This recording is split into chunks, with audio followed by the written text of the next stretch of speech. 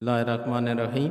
ज़बरदस्त वीडियो ये तुसी लाजमी तौर तक देखनी है, पूरी वीडियो देखनी है तो मेरे चैनल नू सबसक्राइब भी करना है। ये बड़ी ज़बरदस्त है। ये 5 तरह दियाँ मुख्तलिफ चावां ने ते तुसी चूँकि टी बैग तो जान अगर छुड़ाना चाहते हो तो घर दे विच पौधे उगाए हो। 4-5 पौधे ने, ये ज़बरदस्त पौधे ने, ये उगाए हो तो नाले चाय पियो तो मौजां भी करो। 5 मशहूर हर्बल चाय दियाँ अकसाम ते उन्हां दे फायदे जानने लई अपने घर की बालकोनी, किचन गार्डन या किधरे भी तुहानूं घर दे विच जगह मिलती है या छत दे उत्ते तुसी कुछ गमलियां या क्यारियां मिलदियां ने, उन्हां दे विच तुसी ये पौधे उगा सकते हो।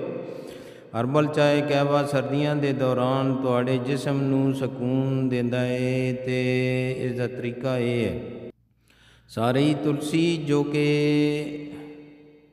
होली तुलसी के नाम नाल भी जानी जाती है, भारत का मकामी ते मुकद्दस पौधा है। तुलसी नूं इसकी तिब्बी, मजहबी ते खाने पीने के इस्तेमालात लई वसी पैमाने ते उगाया जाता है।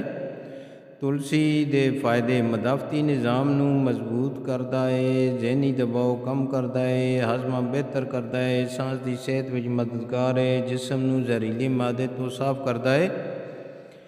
तुलसी उगावन का तरीका सुन लो। तुलसी पौधे की एक कटाई ले के इनू बालकोनी के बाग विच जरखेज़ मिट्टी विच बो। इस पौधे नू रोज़ाना कम अज़ कम 4 घंटे सूरज की रोशनी हासिल होनी चाहिए। जदों पौधा बालग हो जाए तो इसके पत्ते तोड़ के उन्होंने अदरक या लीमू के नाल उबाल के इस्तेमाल करना चाहिए है। बेहतरीन इसनूं उबाल के चाय पियो, इस दे विच शहद भी मिला सकते हो। पुदीना, सर्दियों में पुदीने की चाय बहुत आरामदेह होंदी है। पुदीने चाय के फायदे हाजमा बेहतर करता है, सर दर्द में आराम देता है, सांस नूं ताज़ा करता है, तवानाई वधांदा है, जिल्द की सेहत बेहतर बनाता है। पुदीना उगाउण लई तकरीबन पंजाब दे विच ते सारे जानते हैं, पाकिस्तान दे विच भी उम्मीद है काफ़ी लोग जानते होणगे। लेकिन इसनूं पुदीने दियां तुसी जड़े भी तुसी बाज़ार चों कुछ टहनियां लैके आंदे हो, उन्हां टहनियां तो पत्ते तुसी उतार लो और उन्हां टहनियां नूं तुसी ज़मीन दे अंदर कुछ दिन लई उसनूं दबा दो। इन्हों थोड़े जे दिन लगते हैं, खुद ब खुद जड़ा कढ़ आते हैं। कोशिश करो कि जड़े पहले भी जड़ के करीब के हिस्से ने वो ज़मीन के अंदर रखो तो बेहतरीन योग आता है। 20-30 दिन लगते हैं, बेहतरीन पौधा बन जाता है। फिर इसके पत्ते तुसी तोड़ के ते बेहतरीन चाय पियो।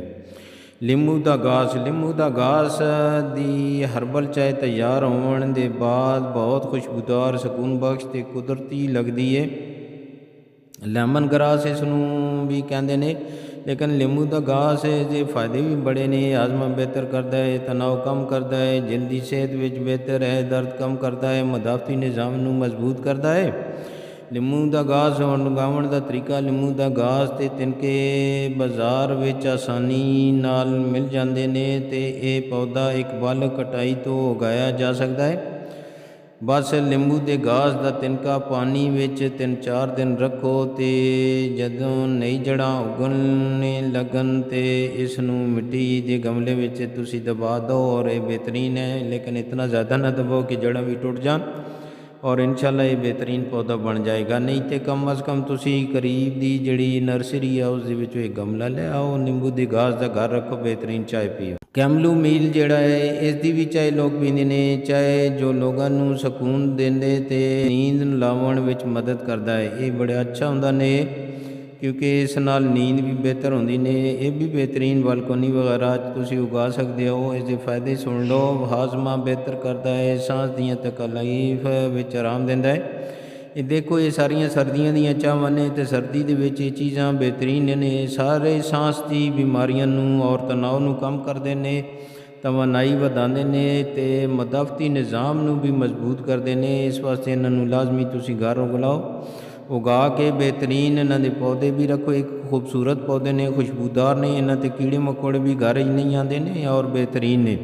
कैमलू मील उगाना थोड़ा जिहा मुश्किल है तो इसलिए थोड़ी देखभाल भी लोड़ होंदी है।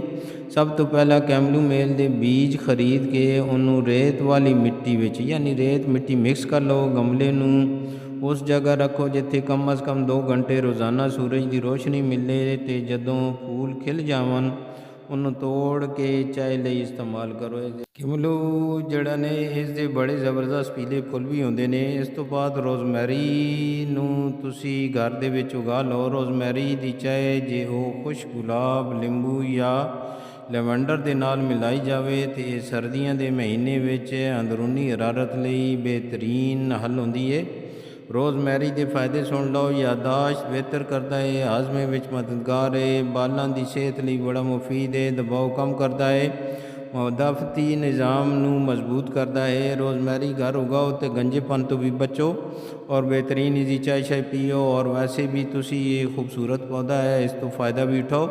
ਰੋਜ਼ਮੈਰੀ ਨੂੰ ਬਾਲਗ ਕਟਾਈ ਤੋਂ ਉਗਾਇਆ ਜਾ ਸਕਦਾ ਹੈ, ਯਾਨੀ ਇਹ ਸਾਰੇ ਤਕਰੀਬਨ ਉਗਾਏ ਜਾ ਸਕਦੇ ਹਨ ਸਿਵਾਏ ਇੱਕ ਕਿ ਕੈਮਲੂ ਜਿਹੜਾ ਹੈ ਉਹ ਬੀਜ ਤੋਂ ਉਗਦਾ ਹੈ। ਬਾਕੀ ਉਸਦੀ ਵੈਸੀ ਟਹਿਣੀਆਂ ਤੁਸੀਂ ਜਿਹੜੀਆਂ ਤਿਆਰ ਹਨ ਉਹਨਾਂ ਨੂੰ ਤੋੜ ਕੇ ਤੇ ਲਗਾ ਲਓ ਤਾਂ ਬਿਹਤਰੀਨ ਹੋ ਜਾਂਦਾ ਹੈ। ਇਹ ਤੁਸੀਂ ਨਰਸਰੀ ਤੋਂ ਇੱਕ ਦਰਮਿਆਨੇ ਸਾਈਜ਼ ਦਾ ਪੌਦਾ ਖਰੀਦ ਲਓ ਕਿਉਂਕਿ ਇਹ ਉਗਣ ਅਤੇ ਪੈਦਾਵਾਰ ਦੇਣੇ ਵਿੱਚ ਵਕਤ ਲੱਗਦਾ ਹੈ। ਜਦੋਂ ਜ਼ਰੂਰੀ ਹੋਵੇ ਤਾਂ ਇਸ ਦੇ ਤਿਨਕੇ ਪੂਰੀ ਤਰ੍ਹਾਂ ਤੋੜ ਕੇ ਉਬਾਲਣ ਲਈ ਇਸਤੇਮਾਲ ਕਰੋ। ਮੇਰੀ ਵੀਡੀਓ ਐਂਡ ਹੋਣੇ 'ਤੇ ਹੈ ਅਤੇ ਮੈਂ ਚਾਹੁੰਦਾ ਹੈ ਕਿ ਤੁਸੀਂ ਮੇਰੇ ਨਾਲ ਕੁਝ ਤਾਵਨ ਕਰੋ ਅਤੇ ਮੇਰੇ ਚੈਨਲ ਨੂੰ ਸਬਸਕ੍ਰਾਈਬ ਕਰ ਦਿਓ ਅਤੇ ਜਿਹੜੇ ਮੈਂ ਨੁਸਖੇ ਤੁਹਾਨੂੰ ਦੱਸੇ ਨੇ ਇਹਨਾਂ ਦਾ ਬੜਾ ਅੱਛੇ ਤਰੀਕੇ ਨਾਲ ਇਸਤੇਮਾਲ ਕਰੋ, फ़ायदा ਉਠਾਓ। ਅੱਜ ਕੱਲ੍ਹ ਸਾਰੀ ਦੁਨੀਆ ਬਲਕਿ ਅਮਰੀਕਾ, ਯੂਰਪ ਔਰ ਇਹ ਸਾਰੇ ਵਾਪਸ ਆ ਰਹੇ ਨੇ ਜੜੀ ਬੂਟੀਆਂ 'ਤੇ। ਐਲੋਪੈਥਿਕ ਜਿਹੜਾ ਹੈ ਇਸ ਨੂੰ ਛੋੜੋ, ਹੋਮਿਓਪੈਥਿਕ ਕਦਰੇ ਬਿਹਤਰ ਨੇ ਅਤੇ ਫਿਰ ਇਹ ਤਿਬਦੀ ਯਾਨੀ ਔਰ ਤੇ ਬਹੁਤ ਅੱਛਾ ਨੇ, ਇਸ ਤੋਂ फ़ायदा ਉਠਾਓ। अल्लाह हाफिज़। दुआवां याद रखियो।